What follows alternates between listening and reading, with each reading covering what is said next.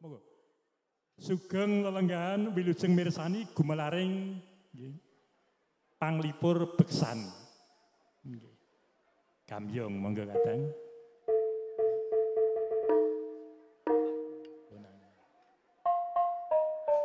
Ya, aja nganti kalah lucu harus Sigit zaman nyucuk.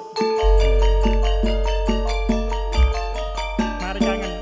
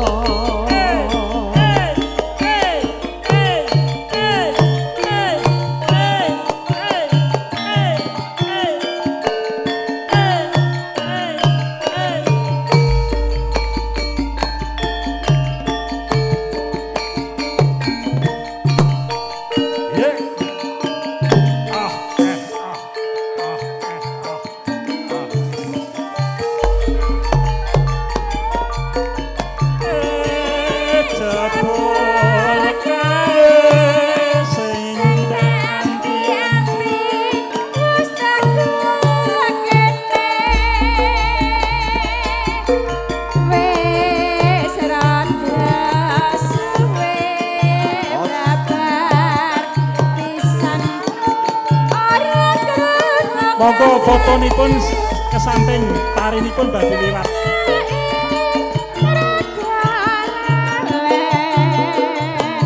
Mong tansah dadi yen pinuju gedhe kadang juru sungging temene sawetara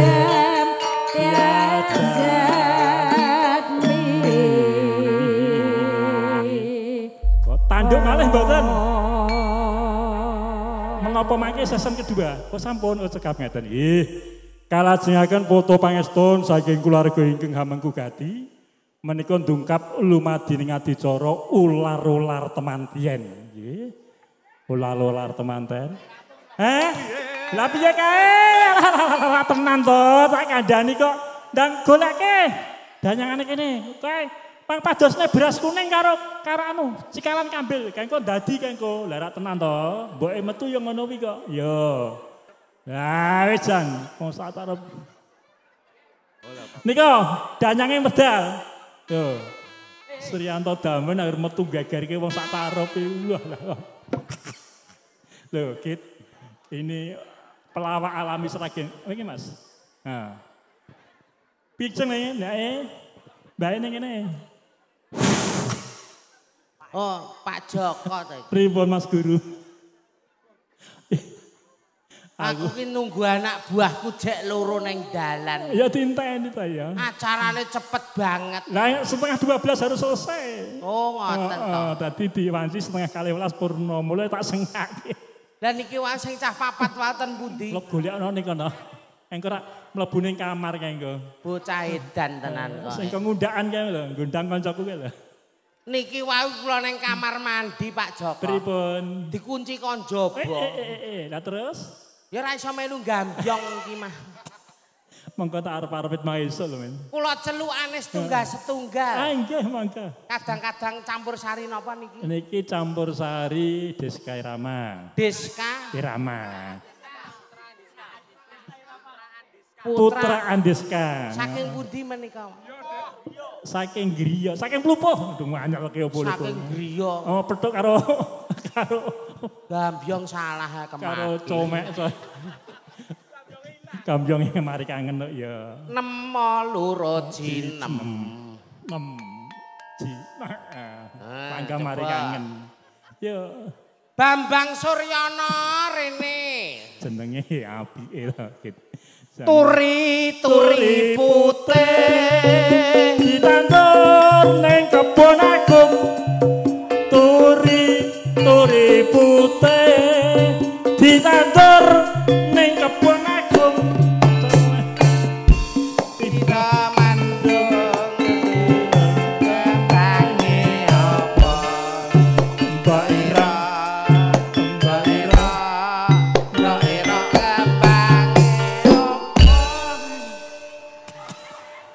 semekane lek benek iki.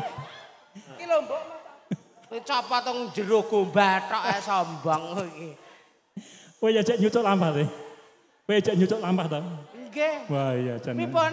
Ijek dadi cucuk lampah ning arep kae lho. Kula? Ya isih lah. Ya ngono kau temu ning Jawa Timur ngono kaya Pak Anom Surotomo. Kuwi tenan sih. Ngapa? Ngapa? Oh, yen kula nyat ayu. Iki Pak Lurah napa mboten enten? Ya lenggah cobi ngajeng mriku deloken lho. Pak Lurah, Pak Cari, Pak Bayan, Bapak RT sepuh. Wih, alah. Nah, rak ngoten. Ya, Pak. Mboten sida ten Semarang. Ya ngeboti aku kok ya.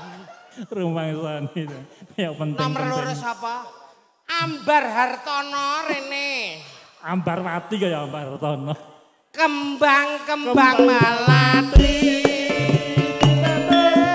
Kembang melati.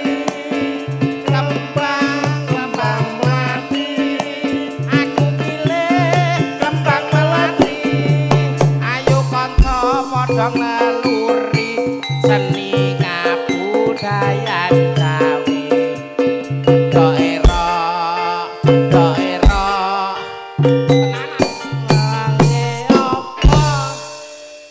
bocah ki kabotan kalung palsu iki. Kalung nganti kaya kirik ya ngono kuwi. Sapa neh mau, Nduk? Budi karo Sutarno.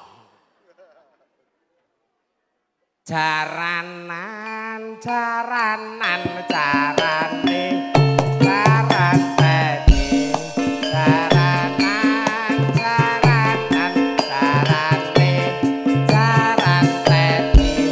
sing nunggang ndara bei sing iringe para mantri grek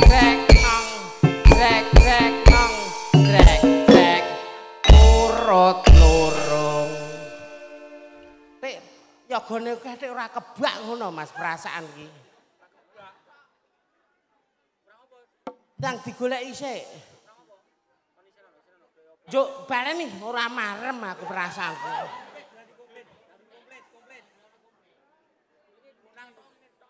Jogete lanang genti. Jaranan, jaranan, jarane, jaran teti. Jaranan, jaranan, jarane, jaran teti. Sing nunggang ndara bayi, sing iring para menteri. Trek trek nong, trek trek nong, trek trek urut lurut. Urut lurut. Perasaan dek kurang penak ngono ya. Jogetong kaya jaran ning nggawa alat golek ning jaba kono cepet. Ora penak perasaanku iki. Ayo jagles.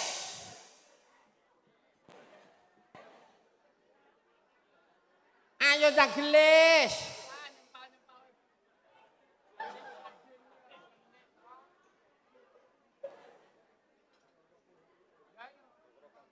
Jaranan, jaranan, jarane.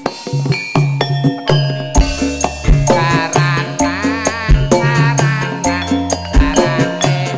Jaran teti. Sing nunggang bayi. Hop! Hop! Kim mbok tabrake iki piye?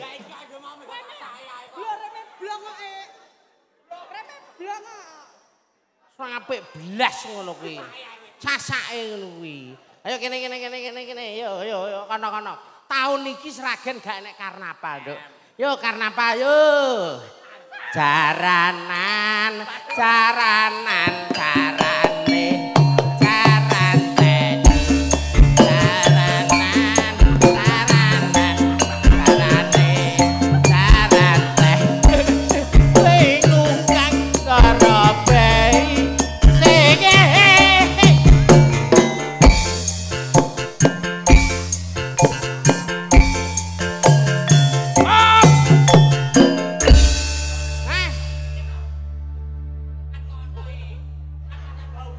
teko pasar balan mbahmu ngono. Kowe iki ngrekasake wong ya. Wong tuwek kok. Kene. Iki sing Mbak Yumu wis teko. Utama karo corong rene. Sik. Nek gawe jeneng iki lek semu mindil. Minggir iki loro, cah loro iki nemen meneh iki.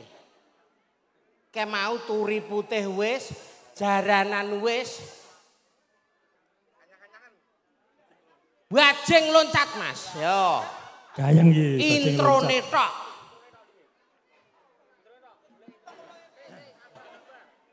Di program saya Arjene, gamelan arek nutuk. Arjen lho iki lho. Den. Digoleki sik. Tukang Arjene ngelu boyak kene ora ngrasake. Intro bajing loncat. Yo. Molu jirolu. Oh, urung ah. Sabar. Cek goleki. Bisa goleki to ya Arjen iki.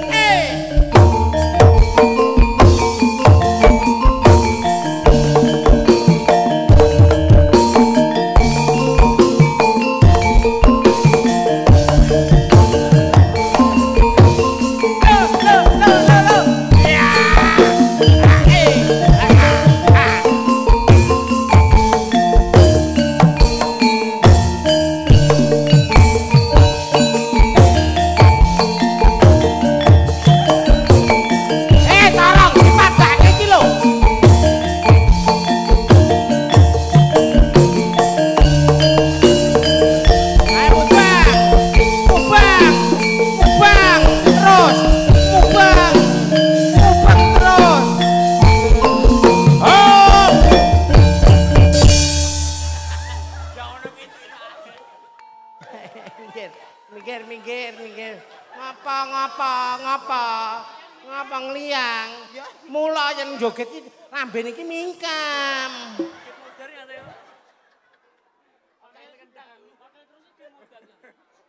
Ini mulut atau perut? Kok mangap kaya ngono. Rupane kuning kaya ngono ki. Tak lapke kowe, Mas. Ibu-ibu sing bobot anu nggih majarane dikebuk nyawang Sriyanto. Kowe iki joget nek rapas karo kancane ngono piye? Lah latihane ndik ben ngono ki lho. Lambemu kok baleni kendang tok, Mas. Liyane meneng. Yo, Ci, Ro, Lu. Tungtang.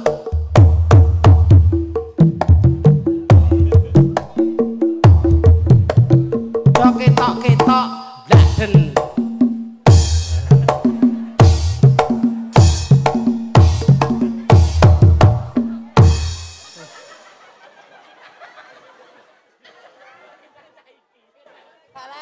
Dadak nganggo cangkeme di ngene bareng iki ngopo? Ngene iki kok gak gelem mandek. Bareng ra nganggo apa-apa tek malah pas. Malah sae to. Lah ya ekspresine cocok. Atake demenane sing ngendang.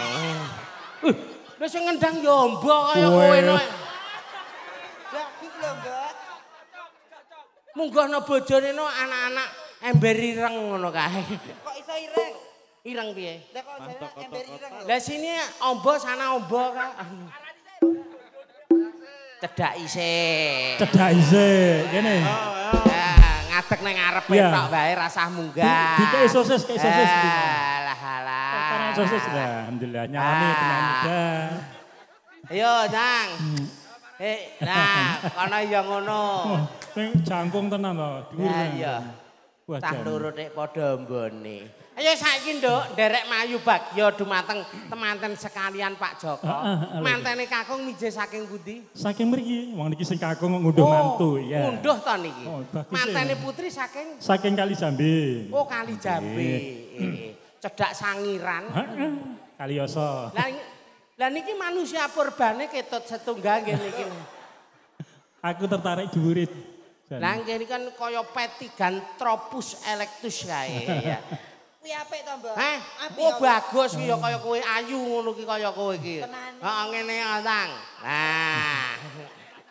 Ayo ditata nomor 1 corong kono. Sutarno, Utama, Budianduk. Hartono. Lah bancake sendek kapan Sriyanto. Pangapunten Pak Lurah. Mbah Lurah. Baulak iki. Lah.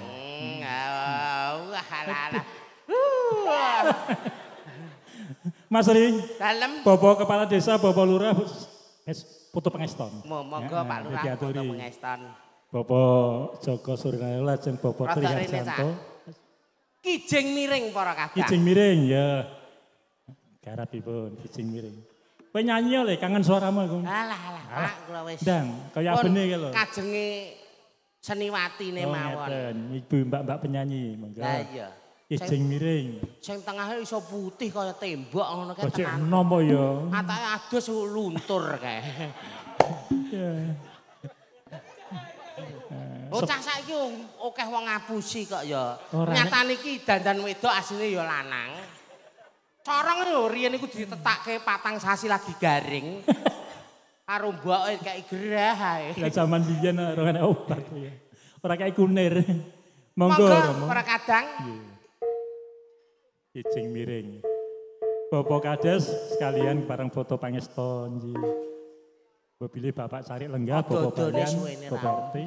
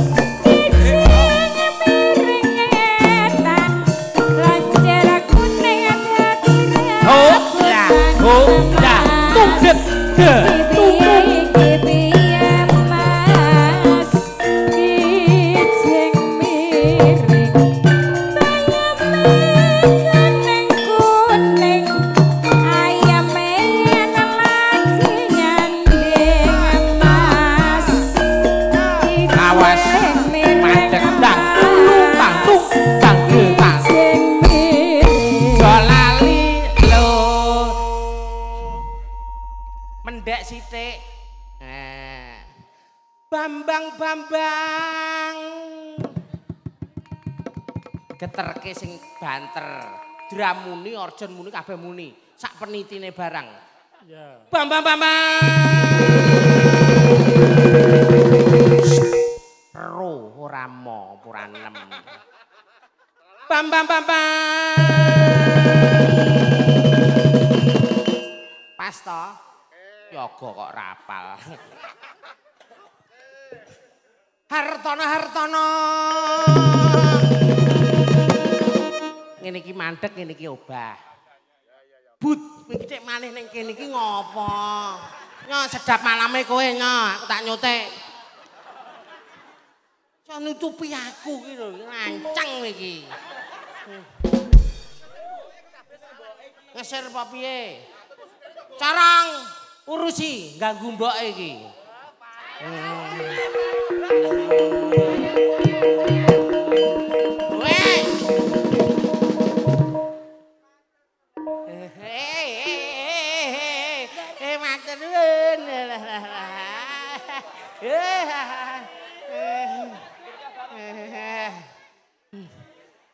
Mbok sitok ngkajane matur.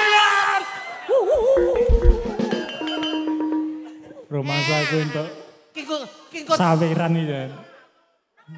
Meneng rumangsamu. Sing jaluke. Badokmu kae ra umumno ning omahno.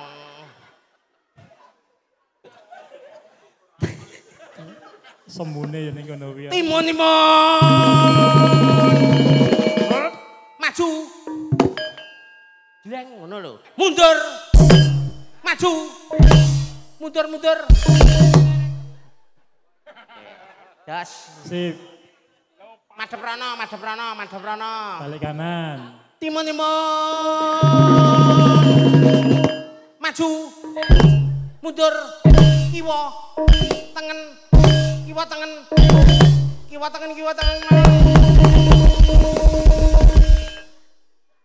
Kono karek modal omong sing nglakoni entek. Keri dhewe corong nek salah. Siap. Kancane tengen kok kiwa dhewe. Wis salah to. Saweremu gorene. Ayo gorene. Salah. Ha. Balekke. Ayo golek neh.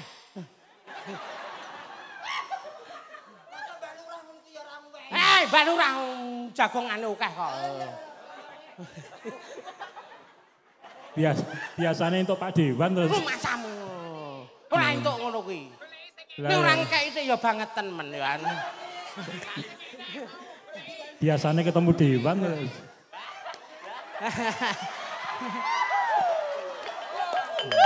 Saya Bapak Kepala Desa Pak Lurah yang Rotokon setunggal mawon. Alah, yen ngiring nek pintere jamak. Ayo balik gone.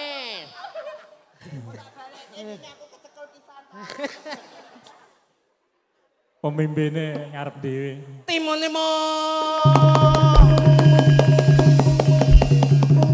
Bambang kuwi pekok apa piye madhep kancane. Iso pede.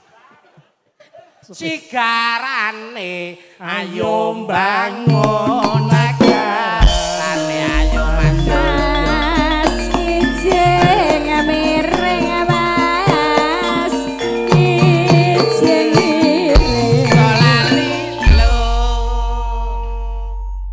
Bambang Hartono Budi Tarno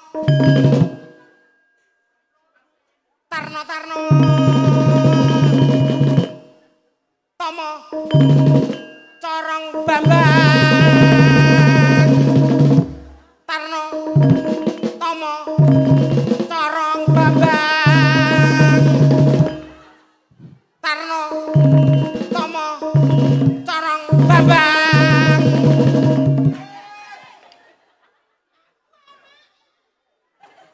Kaya ngono apike teko Gunung Kidul. Urung to. Kowe pengen. Ya.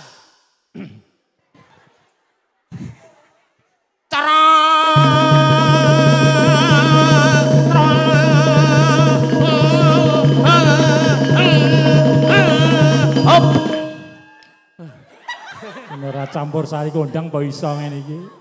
Sane.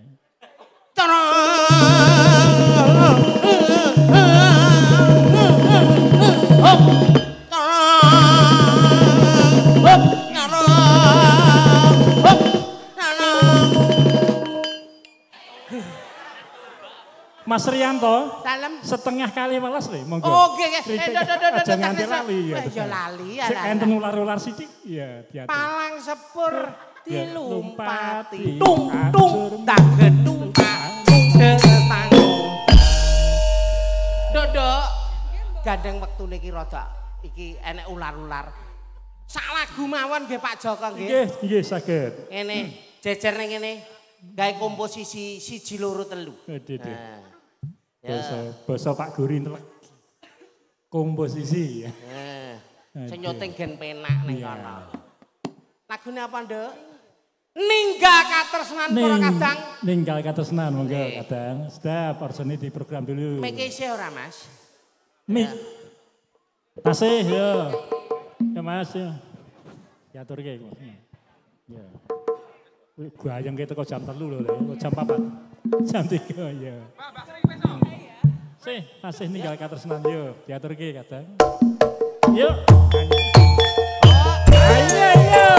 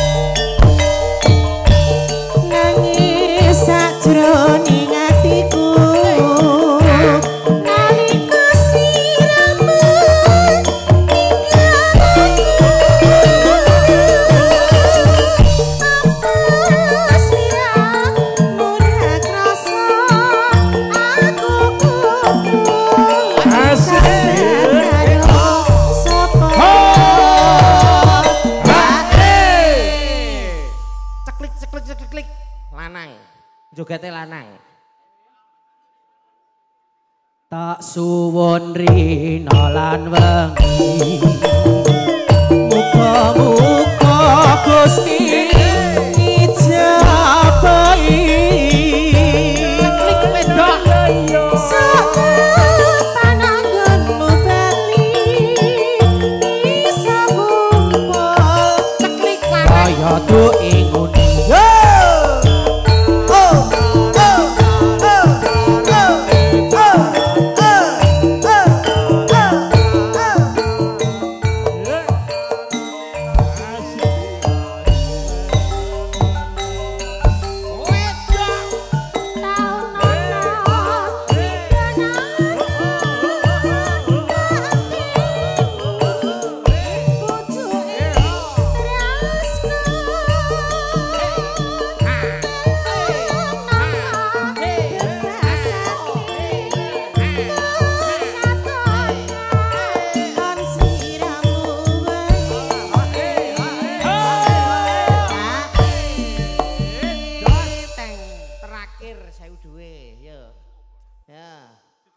Disuwuk.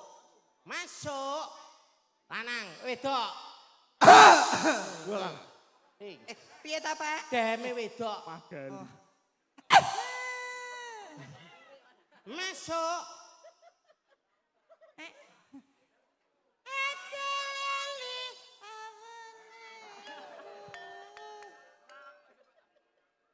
Piye Mas? Parani. Piye Mas ora didinding ki? Parani sing ngendang marani. Ayo Mas donekke sak unine ngono tak yo.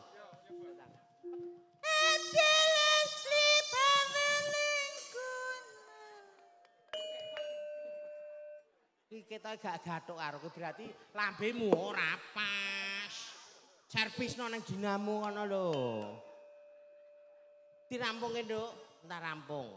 Aja lali pawerimu uga mana kakas janji-janjimu aku kang satya satuku suwane nganti saelengmu.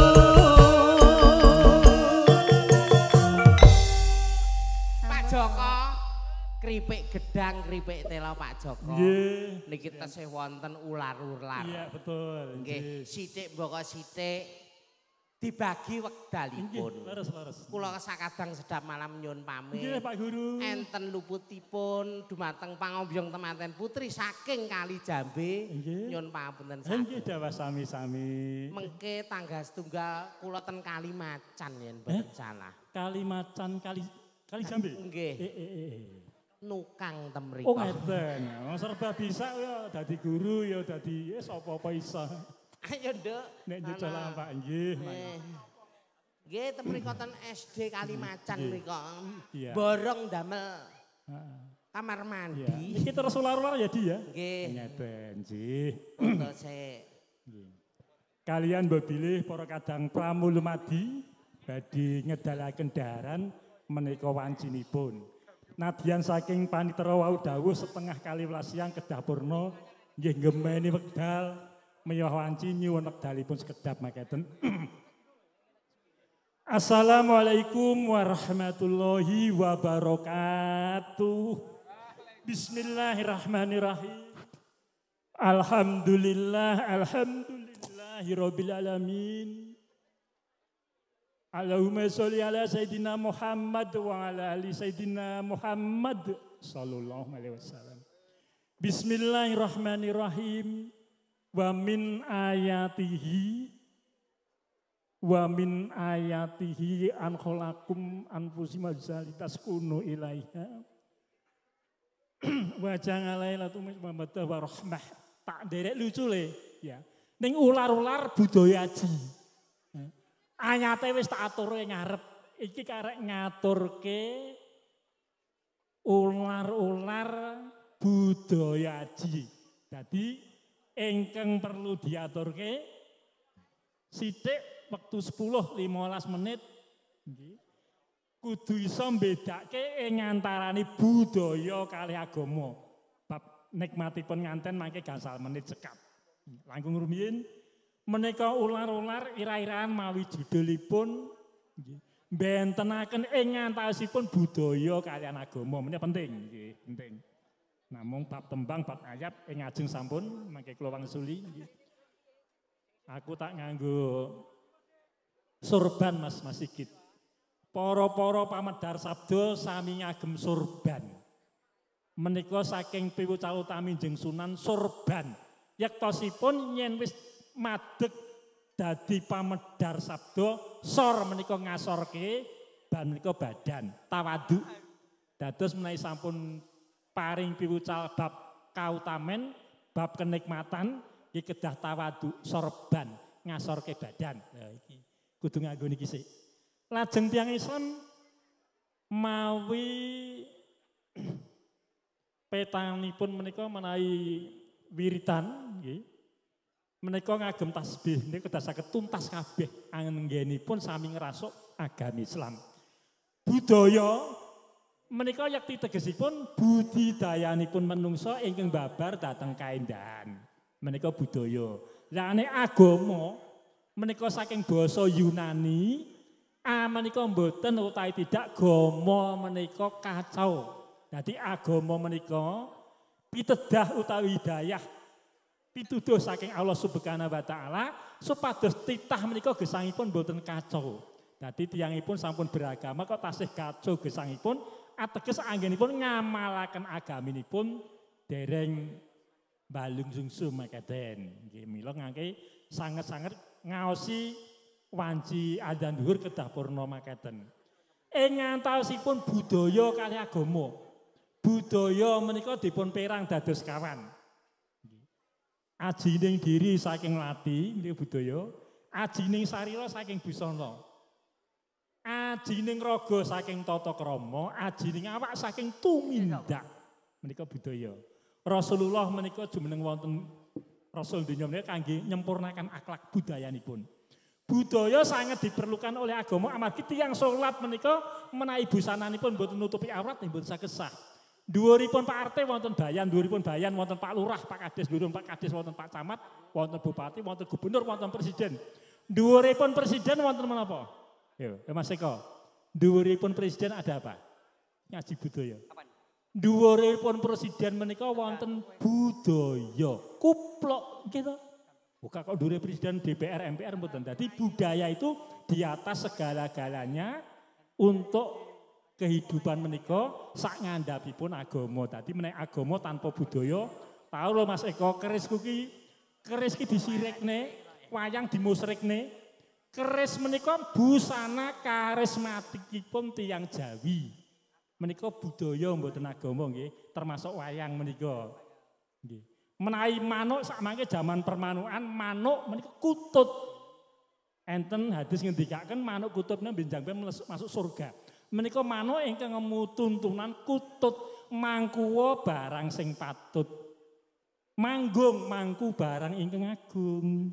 Dados tiyang Jawi menika kali budayanipun ingkang adiluhung insyaallah pikantuk ridho saking Allah Subhanahu wa taala. Wonten ingkang ngendikaken wong Jawa menika tedhakipun Jawata kringete wangi nika budaya. Tiyang Jawi menika tedhak ing Jawata kringetipun wangi. Nggih. Disebut Jawa jarwa dasaipun saking tembungan Ja menika Jawata, wonipun dawa. Sithik sejarahipun makaten. Wonten ing kitab Manik Maya, rikala semanten Bathara Guru CS Dewa mandhap saking Himalaya. Kayangan Jungkring Salaka mudhuk wonten ing pulo ingkang dawa ning Ciyut tetindhipun kukulun Bathara Guru niki dereng wonten jenengipun Gandeng Jawata menika tetindhipun kukulun Bathara Guru Jawata dipun pendet janipun lah ingkang dawa niki dipun pendet wanipun dadi Jawa menika saking tembung Jawata kalih dawa wonten ing kitab Manik Maya karyanipun Hyang Manikmaya dados niku yen ngendikaken wong Jawa niku tedhak ing Jawata leres ajeng sara sirahipun Gunung Lawu Aji Saka Hurubana Caraka. Tiyang Jawa menika kaya raya. Sak donya sugih dhewe wong Jawa. Huruf kemawon duwe. Nggih, Amerika men nyiri huruf Latin, Jawa punya huruf Hana Caraka. Sak piturutipun. Nggih. Tiyang Jawi menika kringetipun wangi, nggih adiluhung, nggih tata krama. Lah bab nikah menika proses kehidupan saderengipun manten menika metu tembangipun mijil. Manten Asmarandana lajeng metu manten mati. Mati menika pangkur sak piturutipun pucung sak piturutipun mijil. Ngangge tembang pelak 6 wonten campursari kok. Wigatekno wong urip sayekti. Pelak 6. Pitutur kang maton isining jagatan ana wekasi kudu nrimo jroning padha urip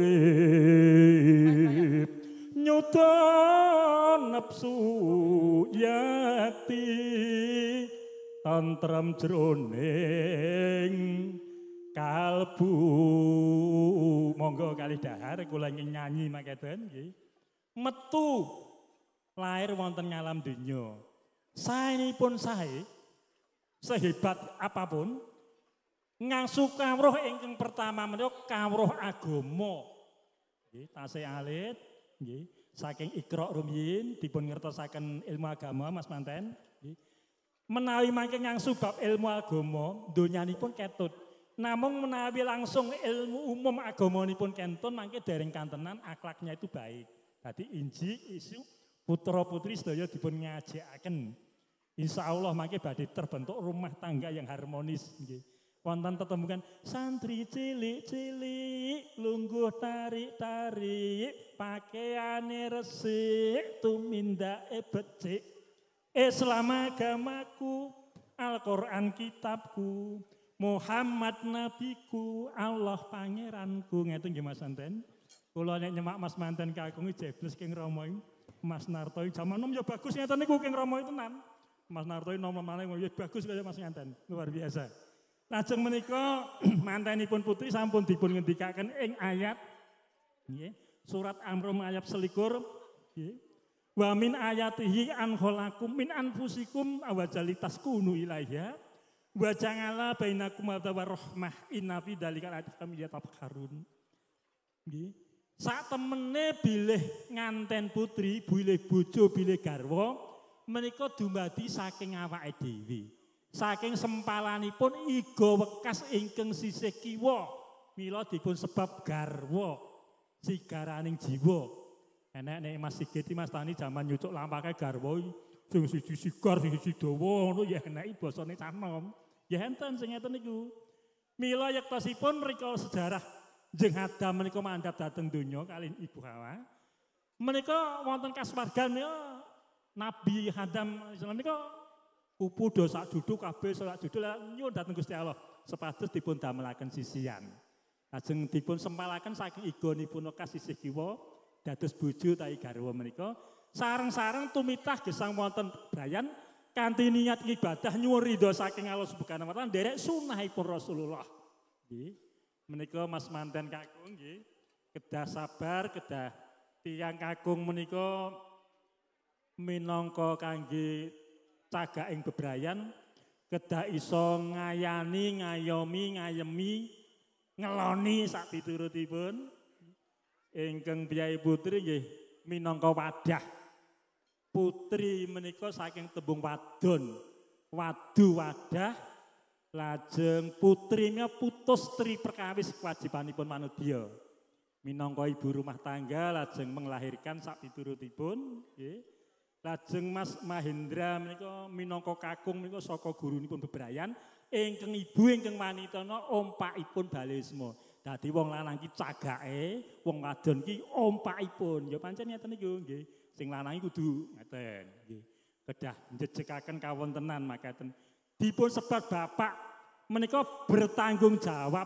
atas pendidikan anak untuk menuju kesejahteraan keluarga. Ibu menika singkatanipun Ikatan Budi Utama menika ibu. Kedah dipun mangertosi sak sampunipun makaten saya yakin nggih Mas Indra bilih tiyang putri niku sampun dipun nas wonten surat kathah pangendikane. Dalam sehari semalam kaum Hawa ibu-ibu wanita menika ngedalaken kurang lebihnya 21.000 kata menika wong putri. Nek tiyang kakung setelonipun wong lanang menika sedina sewengi namung 7.000 kata. Itu harianipun Mas Iko. Dadi wong lanang sak kecap, ibu 3 kecap niku pun panci rumuse ngeten niku. Dadi nek ibu ngendikan katanan bapak nggih ya ngeten tok. Panci nggih ngeten niku. Sehingga nek enten piyai kakung kok ngendikane ngungkuli sing putri ngowahi pakem. Ora ngerti patokane cangkem, pakem ya patokane cangkem. Dadi wong lanang 1 kata, wanita 3 kata atau lebih bahkan niki sampun rumusipun makaten Allah nitahaken makaten nggih. Sak sampunipun metu manten sampun dipun tindakaken insyaallah dengan niat ibadah sampun dewasanipun nggih. Kakung putri Nyawiji atas ridho saking Allah Subhanahu wa taala kados tembangipun Asmaradana jodoh menika temu Mas ora kok digoleki. Yen angel-angel kelangkung yen gampang luwih gampang. Menika jodoh. Jodoh kalih bojo itu lain. Nek bojo kadang sak dalan-dalan nggih. Nek jodoh menika hakipun Gusti Allah. Saking sempalanipun iga wekas ingkang sisih kiwa, mila rata-rata temanten nika pasuryanipun kakung kalih putri mirip.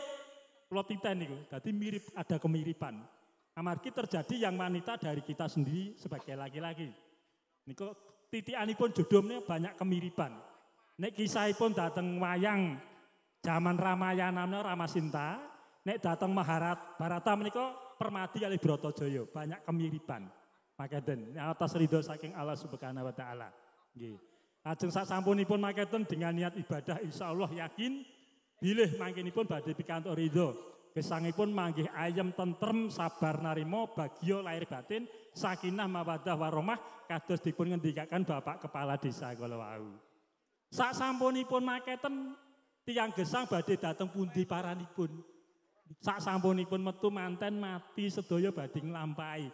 Kanthi menika wonten ngalam donya niki panggenan panjenengan kula sami menanam kebaikan, nandur kesainan. Yakin monggo purun mboten purun benjing ben badhe mriko teng alam baryah. Alam kubur, alam kelanggengan. Aku yang ngono le, sigit. Oh ya ora nang kene terus genti mrono to, gentenan anak putu gitu. Teng mriko langkung dangu kalian teng mriki, langkung nikmat wonten mriko Bapak Ibu, nggih. Sing teng mriko ngertos sing teng mriki. Amargi proses kehidupan pun nglampahi sami sing teng mriki ngerti sing teng kandungan. Bayi teng jero kandungan mboten ngertos sing mriki dereng nglampahi, sing teng mriki ngertos sing teng kandungan. Berapa bulan lanang napa wedok mujure pripun ada alat bisa dikomunikasi. Nggih. Sami sing teng kubur menika Bapak Ibu, di kubur sana ngertos sing teng mriki. Atas izin Gusti Allah kadang-kadang merimpeni ketemu kalih putra wayah anak putu sing teng donya mriki sama profesinya. Seperti kula menika dalang wayang kulit Ki Mantep Sudarsono sok mipeni temu kula. Nek kula ngimpi ketemu dalang sepuh kula salandekan Bapak. Nggih, Mbah Darman almarhum ngipeni kula. Nyambut gawemu apa? Kula mboten saged wangsul teng iki terus tangi. Kula salandekan bareng ngeten niku. Dados Bapak Ibu sedayanipun luhur yang sampun manggen wonten alam kubur alam baryah mriku ngertos dhateng kawontenanipun putra wayah sing teng alam donya namung mboten saged kontak langsung amargi benten alamipun. Kanthi nika monggo ampun nganti enek anak putu neng donya niki rebutan warisan. Tenan Mas Sigit, tak tekanke. Aja nganti donya iki nggo rebutan tinggalanipun Rama Ibu Rumin. Mesakaken sing wonten mriku. Nggih, monggo menika dipun nikmati sareng-sareng dipun dongaaken langling mriku dipun dongaaken saking mriki dumugi yakin menika dumugi sami sing teng kandungan kalih teng mriki mrungke proses kehidupan sedaya badhe nglampahi insyaallah mangke sak sampunipun wonten alam baryah alam kelanggengan mempertanggungkan tumindakipun wonten donya nggih nanem kesainan wonten mriki sami rawuh wonten dalemipun Pak Narto anggenipun mantu mboyong mantu menika kanthi niatipun ngibadah. Niatipun ibadah. Titikanipun tumindak ingkang dipun niati ngibadah menika gampil diwiwiti saking bismillahirrahmanirrahim. Donga awal tindakan dipun pungkasi kanthi alhamdulillahirabbil alamin. Sedaya puji kagunganipun Allah Subhanahu wa taala. Mun kareken dados ngibadah. Insyaallah monggo sami nanem kesainan anggenipun niat kalenggan mangke ngrawuhi bagian agung ngunduh mantu nyanipun Bapak Narto menika kanthi niat silaturahim. Kanthi niatipun silaturahim derek hadisipun Rasul bismillahirrahmanirrahim man aqba ayub santu fi rizqi wa yusabiat sarifal yasir rahimah. Sinten tiyangipun ingkang kepengin panjang yuswanipun, dawa umure, sehat badanipun, banyak rezekinipun. Nyambung silaturahim. Nyambung silaturahim. Ingkang sampun sepuh lansia kados ngeten iki nggih ngrawuhi ngene putra wayah. Syukur bae saged tutur, saged kekandan, saged tutur, saged wur, saged sembur. Nggih. Raketan bismillahirrahmanirrahim anak putu anget dipun ceblek-blek ombeni banyu kendi. Nah, saged nyuwun ridhanipun Gusti Allah. Bab kemandenipun donga menika namung gumantung wonten amalipun kula tekanaken nggih. Kula tekanke. Dadi ganjaran atau pahala niku mboten kok sugih ilmu, dhuwur ilmune mboten kari tumindake, kalih ngamalke. Ilmune dhuwur nek ora diamalke malah dosa. Malah dosa pepindhane kadya wastra lungset ing sampiran. Dadi wong duwe ilmu niku nek mboten diamalke, mboten ditindakake, mboten diwewehke kangge kesainan malah kedosan Mas. Dadi wong golek ilmu entuk ilmu kudu diamalke. Sing entuk pahala amalan tumindake mboten ilmunipun. Nadyan ana wong bismillahirrahmanirrahim kualih tuani luar biasa. Luar biasa amalan yang luar biasa. Mila rezekine paling berkah Bapak tani anggenipun nenggo dangu. Nek seni kaya jenengan kula niku ya berkah namung beda. Nek ora ngarani kuwi berkah gitu. Nek seni kok ngarani cepet mati wonge tak titeni ya. Dadi penyanyi barani pira-pira medal Mbak, ora usah ngarani 600 700 wis pira-pira amplope tamani ngono e. Aku wis tuwek ya elek-elek ya. Tenan ya Mas. Aja sok ngarani wis pira-pira alhamdulillah. Tenan kok. Tenan kanca-kanca agar amplope sarep-sarep ngarani ngono kae gak dawa umur iki. Terus kena hernier, kencing batu ngono piye aku yo asam lambung ngono kuwi klino ngarani amplope. Wis pira-pira matur nuwun lho Pak Lurah pirsa. Dadi seniman-seniwati gak ngarani pira-pira alhamdulillah berkah. Gak tau mandek tuwek ya tetep siap mlaku. Nek anggere klino ngarani ora semene ora ngono walah. Paling ya nggo nyekolahke anak-anakne beling pun njaluk pun motor sing gede 35 juta terus mergo rezekinipun kira berkah gitu. Kurang ya WA Pak. Lah mboten sah. Ora sah WA Mas, pokoke pira-pira disyukuri matur nuwun ngeten. Estu menika monggo-monggo dedongakake putra temanten kekalih nggih. Mugi anggenipun nempuh bebrayan tansah barokah gesangipun, barokah rumah tangganipun, barokah rezekinipun. Mensyukuri sedaya paring nikmat saking ngarsanipun Allah Subhanahu wa taala. Mangke pinaringana putra putri ingkang saleh lan salehah. Resepipun Mas Manten, putra putri di ngajekke. Wis ngaji, yakin dasar ngaji rumiyin. Mangke ilmu yang lain akan mengikuti. Dadi Iqra masuk dulu, juz sama masuk sik nembe matematika sak piturutipun. Mangke nggih, mugi sekedhik anggen kula matur minangka ular-ular temanten ning dumugi pundi-pundi menika nyuwun pangapunten. Nika kangge jangkepi kemawon dawuh saking ingkang Hamengku Gati nyanipun Bapak Narto utawi Mas Narto lan kalian kangge halal bihalal wonten ing warga Sawan Karungan mriki Pak Kepala Desa lajeng lan sanes-sanesipun kula pun nepang dangu namun dereng saged silaturahim. Wulanipun wulan Sawal Bapak Ibu, wingi menika wulan Ramadan wulan poso. Wulan poso menika habluminallah, wulan Sawal niki habluminanas. Kesempatan untuk silaturahim, saling ketemu, ngapura ngapuran, panjang yuswanipun, putunipun pinten pun buyut dereng, putranipun nyambut damel wonten pundi, sak piturutipun nggih, tanemipun wancinipun menapa, enten tikus napa mboten lan sanes-sanesipun. Kanthi nika alhamdulillah nyanipun Bapak Narto sekali Ibu minangka dados ajangipun pepanggihan utawi pahargyan walimatun urus ing kelenggan menika tansah pikantuk ridho saking Allah Subhanahu wa taala. Putra temanten kekalih berkah gesangipun, barokah rumah tangganipun, barokah rezekinipun, istiqomah anggenipun tansah ngibadah. Putra putri ingkang saleh miwah salehah. Yanipun Bapak Narto sekalian Ibu pinaringana sehat wal afiat. Durgama panjang yuswanipun berkahi putra wayah tumrah dhateng sedaya ingkang kepareng lelenggan angestreni amin amin amin ya rabbal alamin li ridha ilah wali syafaati Rasulillah sallallahu alaihi wasallam suratil al-fatihah. A'udzubillahi minasyaitonir rajim. Bismillahirrahmanirrahim. Alhamdulillahirabbil alamin arrahmanirrahim maliki yaumiddin. Iyyaka na'budu wa iyyaka nasta'in ihdinas siratal mustaqim. Siratal ladzina an'amta 'alaihim ghairil maghdubi 'alaihim waladdallin. Rabbi firli wali walidayya wal mu'minina amin amin amin ya rabbal alamin. A'udzu billahi minasyaitonir rajim. Bismillahirrahmanirrahim.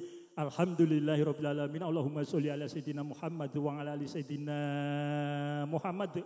Walhamdulillahirabbil alamin wassalatu wassalamu ala asrofil anbiya'i wal mursalin wa ala alihi washabihi ajmain. Astaghfirullahaladzim, astaghfirullahaladzim, astaghfirullahaladzim, alladzi la ilaha wal hayyul qayyum wa atubu ilaih. Asyhadu an la ilaha illallah wa asyhadu anna Muhammadar Rasulullah. Asyhadu an la ilaha illallah wa asyhadu anna Muhammadar Rasulullah. Asyhadu an la ilaha illallah wa asyhadu anna Muhammadar Rasulullah. La ilaha illallah Muhammadar Rasulullah sallallahu alaihi wasallam. Allahumma firli wa li walidayya warhamhuma kama rabbayani shaghira.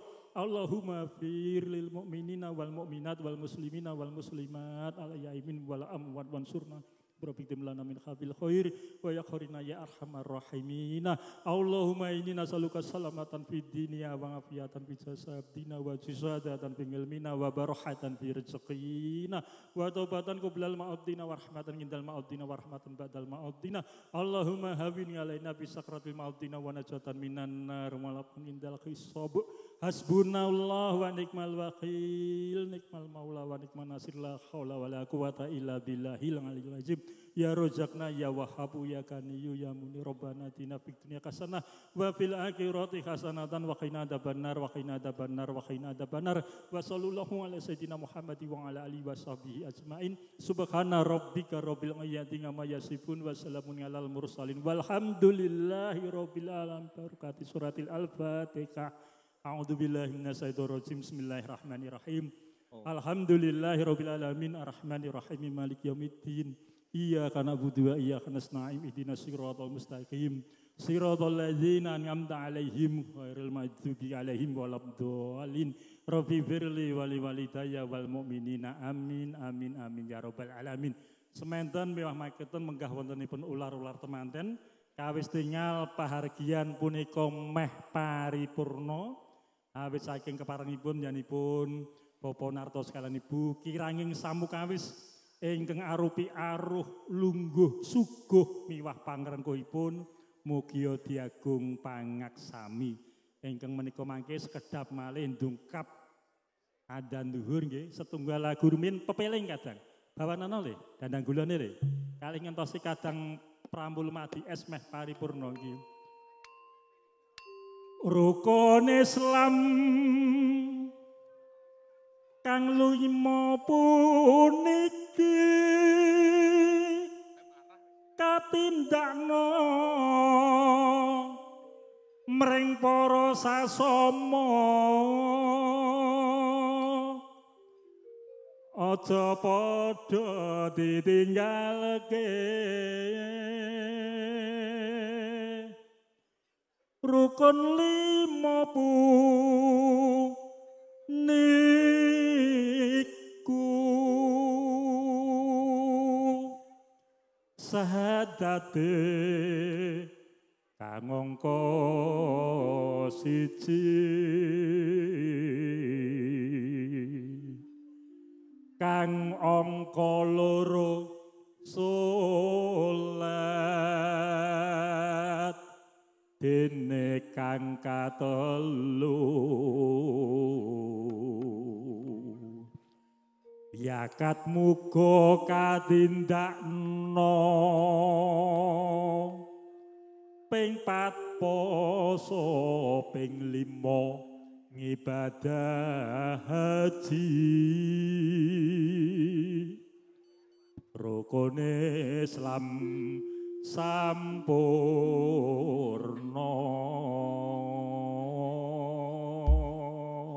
Ya, pepeleng kadang, monggo kadang. Yuk. Wes wancine tansah dielingke, wes wancine padha nindakake azan wis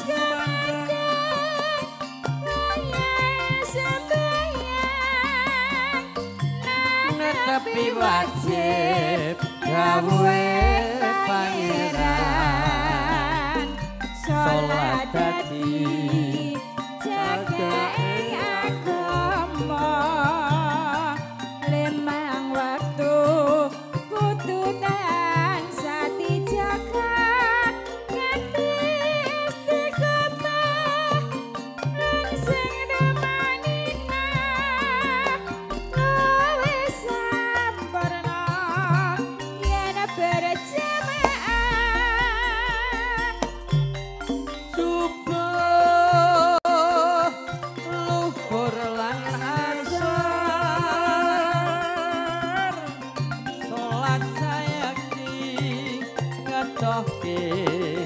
tindak mungkar marep lan isa jangkepe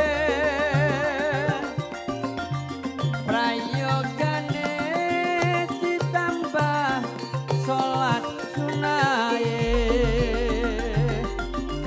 aja sambrono iku perintah agama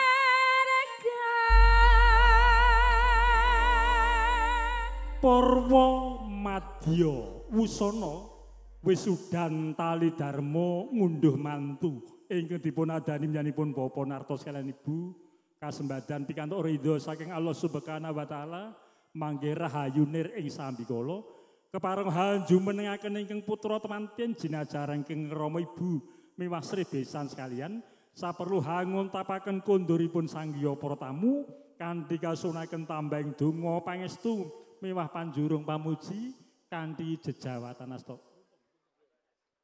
Kanthi punika panutuping atur namung asung sesandi miwah panjurung pamuji Sura Sudira jayane kan mangrat subrasta dening tekap ulah Darmastuti Jaya Jaya Wijayanti Durga Mendak Kala Sirna sakonduripun sanggiya para tamu rahayu rahayu rahayu ingkang sami pinanggih kawis dingal reruntungang tindak ing Sri temanten.